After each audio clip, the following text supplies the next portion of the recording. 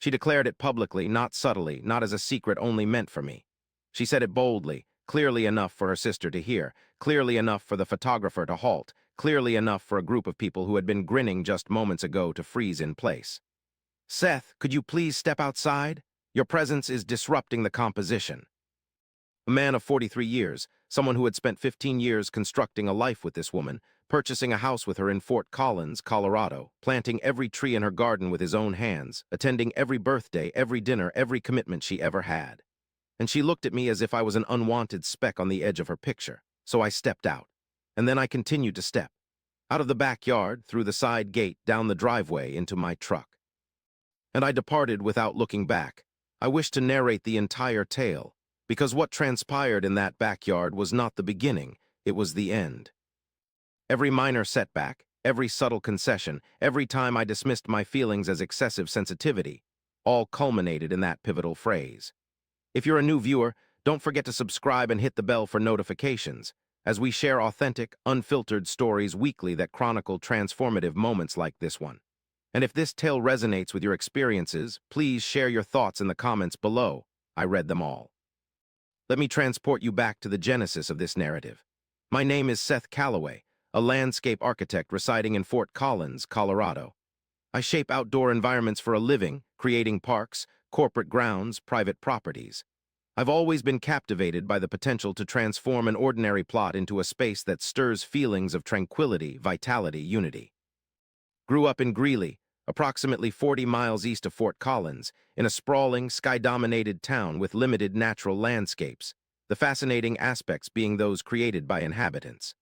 My father was employed by an irrigation company, while my mother taught middle school science. We owned a 0.25-acre plot, which my father had transformed throughout my childhood into something remarkable. Vegetable gardens, mini orchards, and a handcrafted flagstone path from a summer he spent introspecting, one stone at a time, when he chose not to discuss his feelings. I often observed him outside, contemplating a man who could cultivate growth from nothing seemed to grasp vital truths about the world. Becoming a landscape architect was my choice, inspired by that backyard and those tranquil hours witnessing my father meticulously decide where to place each stone, each with its purpose. Encountered Adrienne Pierce at a design exposition in Denver 11 years ago. She specialized in interior design, and we both presented at the same gathering. She was captivating with her dark tresses and piercing gaze, the type of woman who could alter the ambience upon entering a room. That evening we conversed for 3 hours at the hotel bar. She possessed wit and strong opinions, finding humor in things not typically amusing, a trait I've long considered a mark of authenticity. I requested her contact information. A week passed before she responded. In hindsight, this delay should have hinted that patience would be a constant aspect in our relationship. Anticipating her approval, yearning for affection, and seeking the elusive side of her that surfaced occasionally, on holidays, on fortunate days during the early years, only to vanish without cause. 4 years following our initial encounter, we exchanged vows in a vineyard outside Loveland, nestled near the foothills, an area where the sun's late afternoon rays cast a golden hue and the mountains loomed on the western horizon as a pledge. The ceremony was intimate, accommodating approximately 60 guests, comprising close friends and relatives. Adrienne meticulously arranged everything, creating a genuinely stunning spectacle.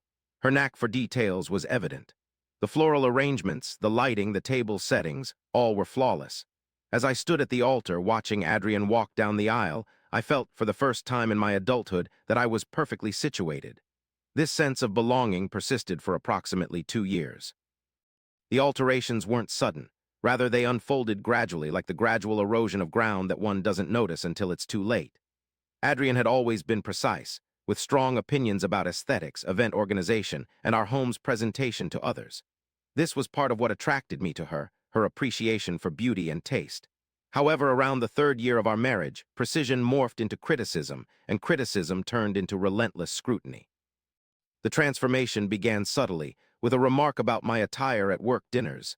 Nothing unkind, merely a suggestion.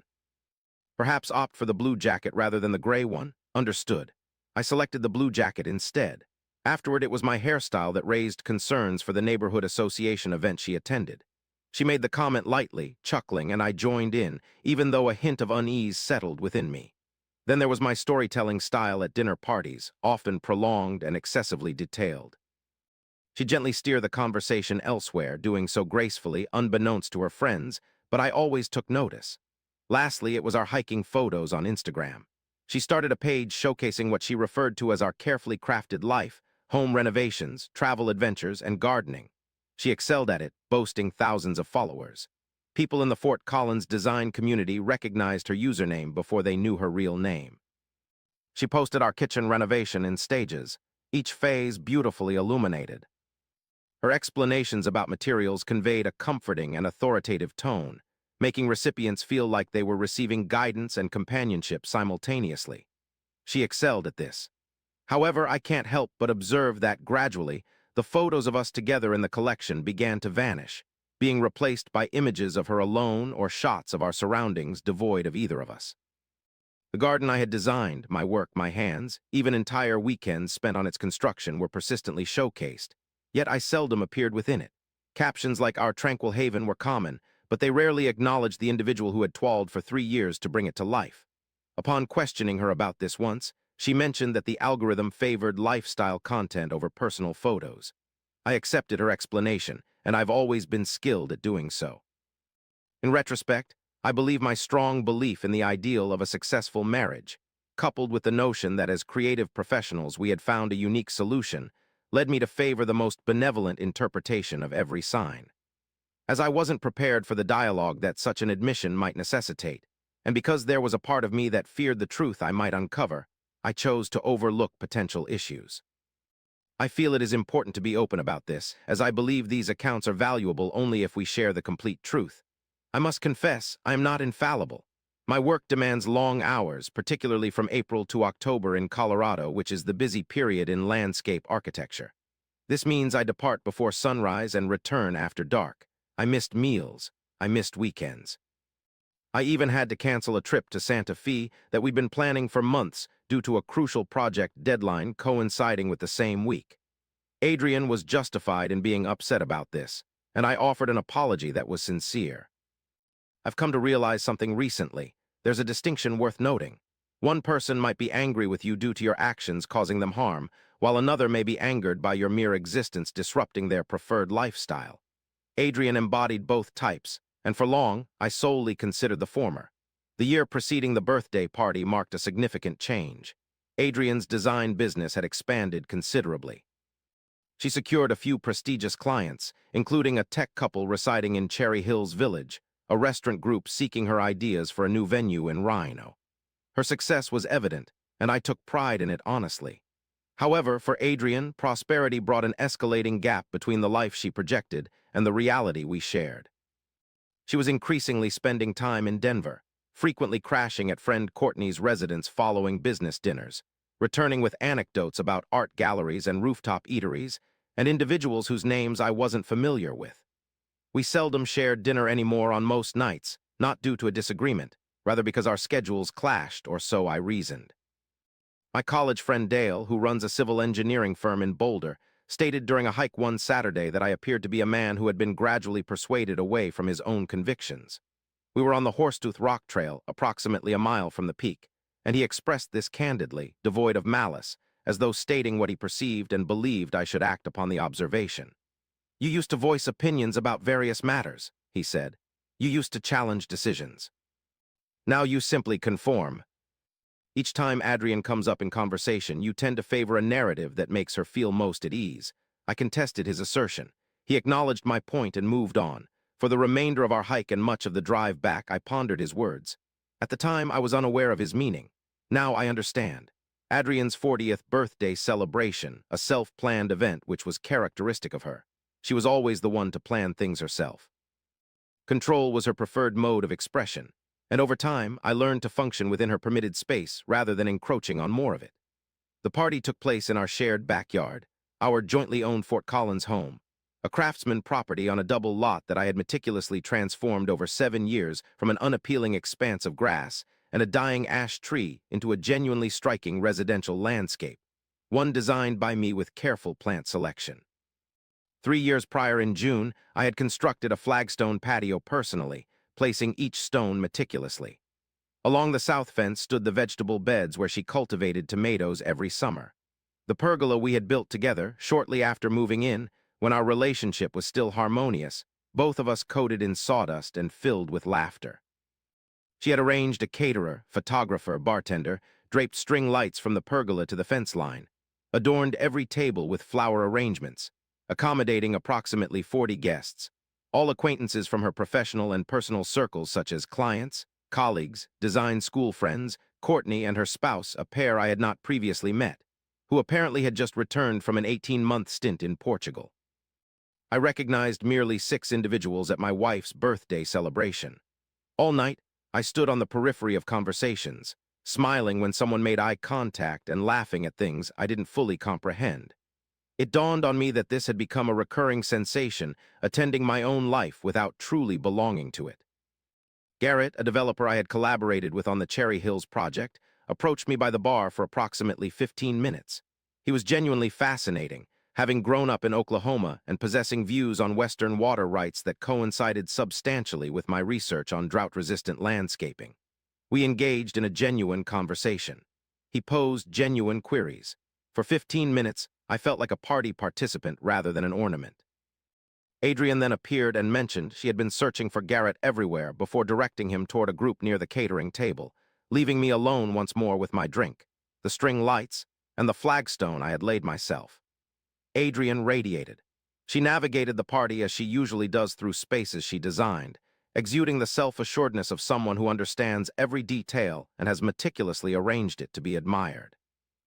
In her humorous and generous nature, she skillfully catered to her guests, recalling names and intricate details about them. She created an impression of really seeing each person.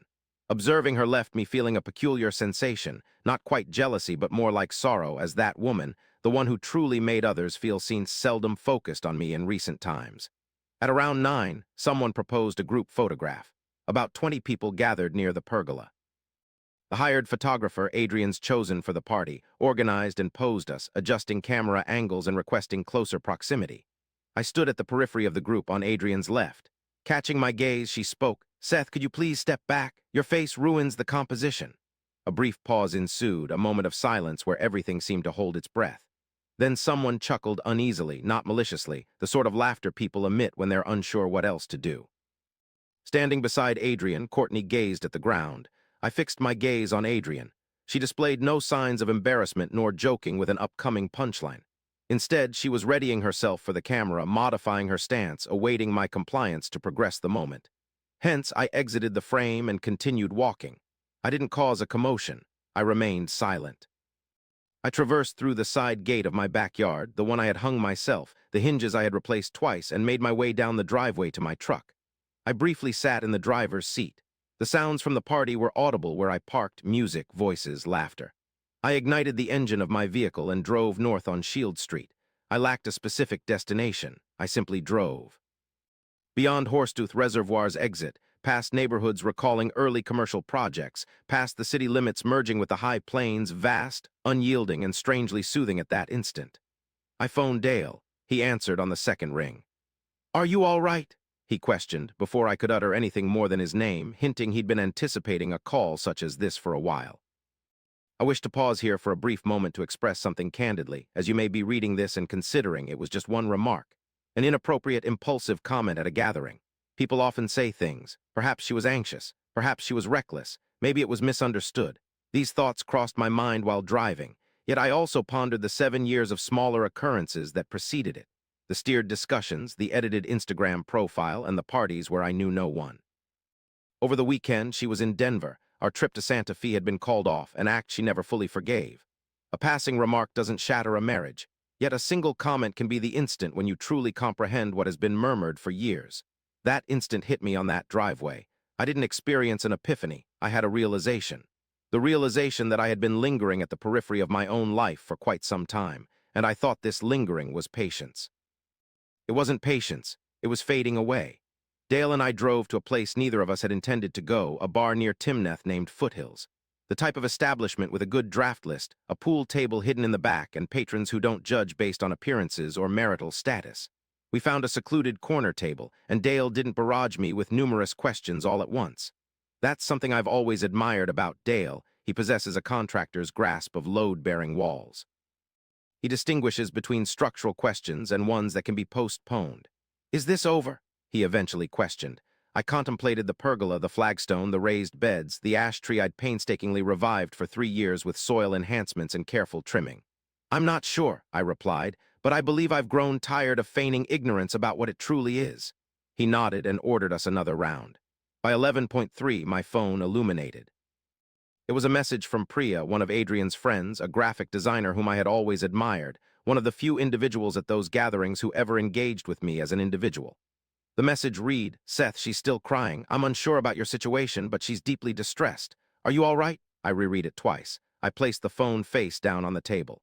"She's crying," I informed Dale. He looked at me. "What would you like to do with that knowledge?" It was the appropriate question, and for the first time in years I knew the response. Nothing. I had no desire to engage with it. This wasn't due to lack of emotion, quite the contrary. I felt a complex sorrow that seems hard to name precisely.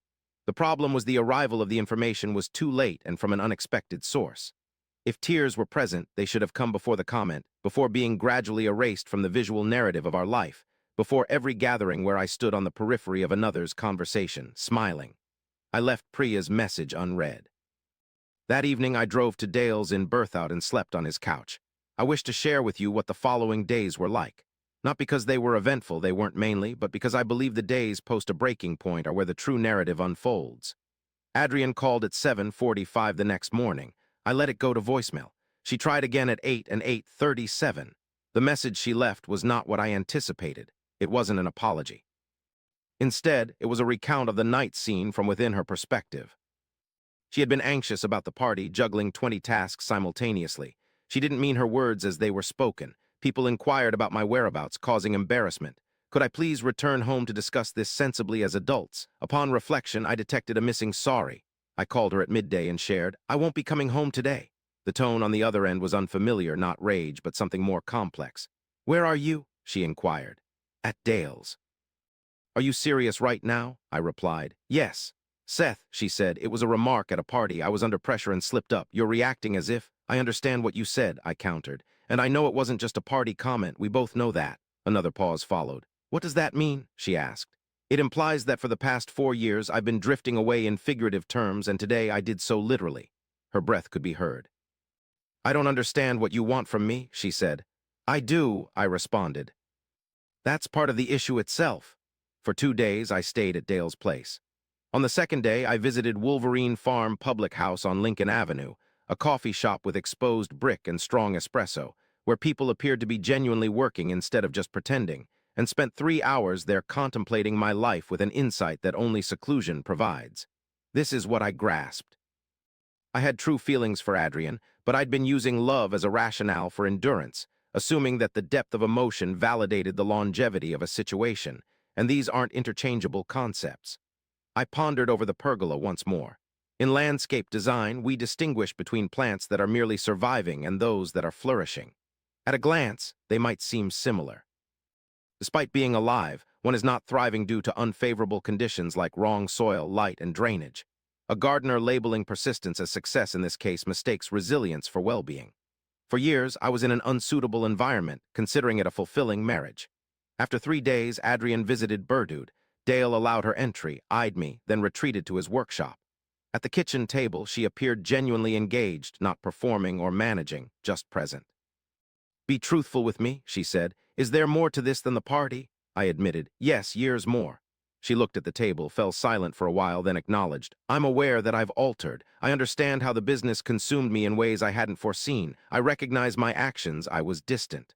I informed her, not just difficult, but absent. "In your presence, you were often critical, which I initially chalked up to your personality. However, I now believe it's become a default due to my lack of pushback. You never pushed back because, in truth, you weren't around much either."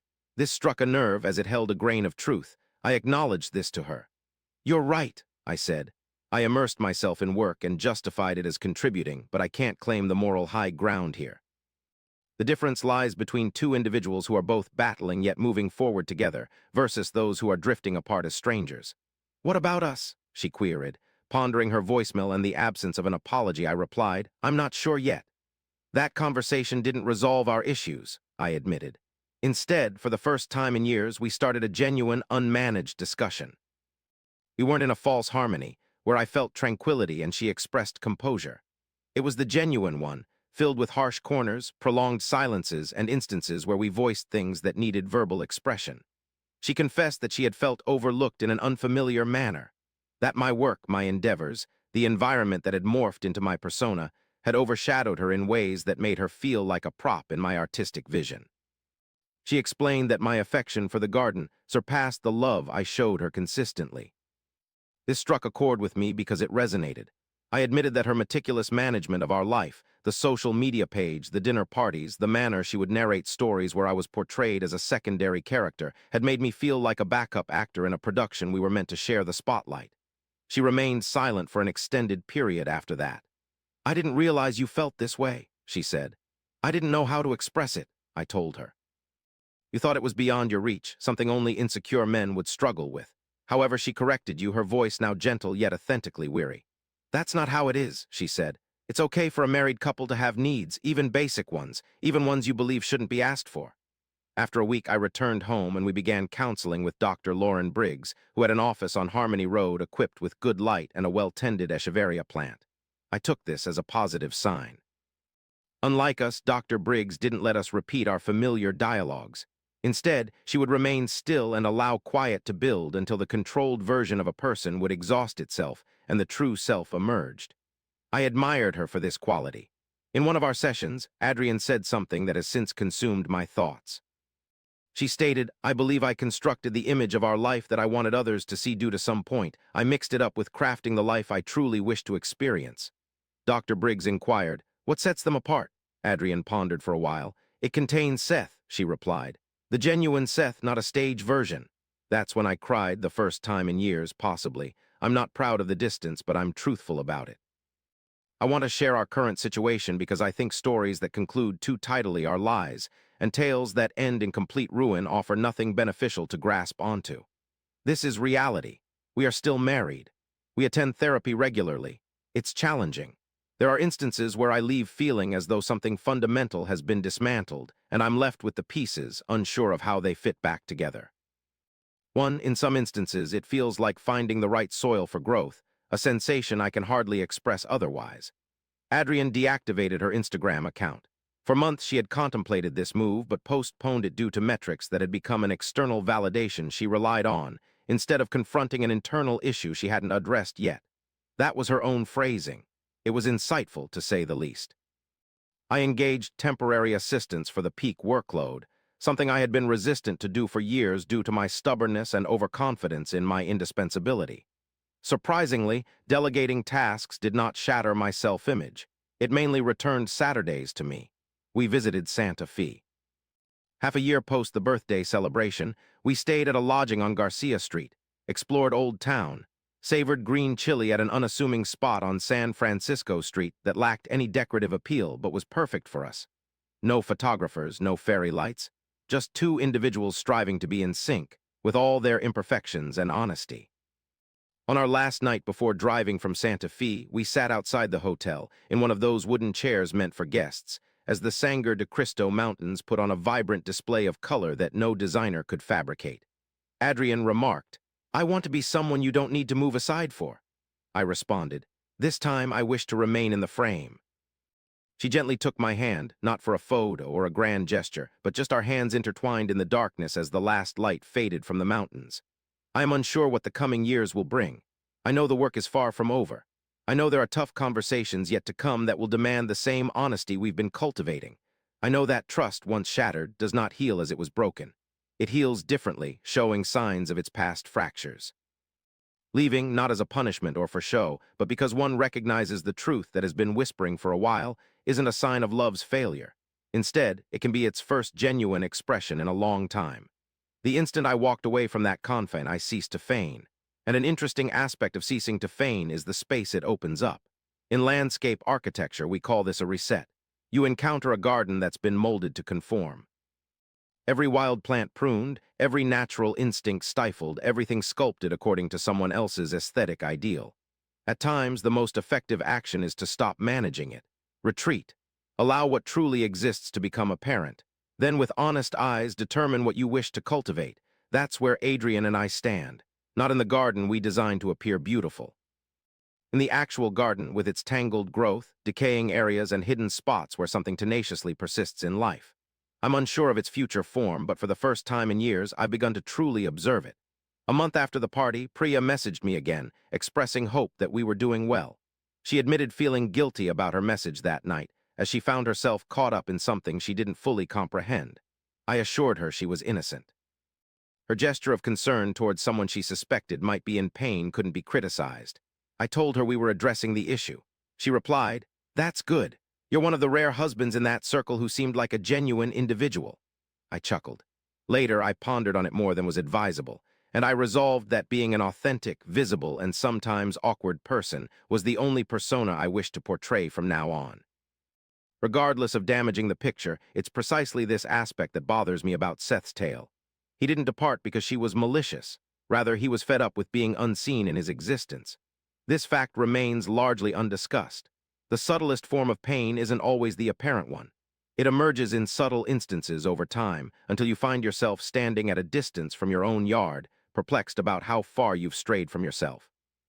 If someone makes you feel insignificant within their life, take note. This isn't affection, it's control. You aren't a prop, you aren't backdrop noise, and the instant you cease tolerating such treatment is not a sign of weakness. It's the most courageous act you'll ever perform.